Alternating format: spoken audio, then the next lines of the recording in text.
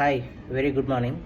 మీ అందరికీ తెలిసిన న్యూస్ ఏంటంటే ఆస్ట్రాజెనెకా కంపెనీ మన కోవిడ్-19 వ్యాక్సిన్ ఉంది కదా, దాన్ని రిటర్న్ కాల్ బ్యాక్ చేసిందన్నమాట. అంటే తీసేసుకున్నాం బ్యాక్. సో దీని మీద మీకు అంటే మోస్ట్ ట్రెండింగ్ టాపిక్ అంటే కోవిడ్లో వచ్చినటువంటి అంశాలు గమనిస్తే, ఒకవేళ క్వశ్చన్ ఇవ్వదలుచుకుంటే దీని మీద ఇదే అడిగే ఛాన్స్ ఎక్కువ ఉంటుంది. ఇండియాలో కోవిషీల్డ్ పేరుతో రిలీజ్ చేసినటువంటిది ఏంటంటే serum institute of India, Pune. Okay, అది కోవిషీల్డ్ పేరుతో రిలీజ్ చేసింది. సో దానికి సంబంధించిన సైడ్ ఎఫెక్ట్స్లో మెయిన్గా వచ్చేసి థ్రాంబోసైటోపెనియా, థ్రాంబోసిస్ అని ఉంటాయన్నమాట.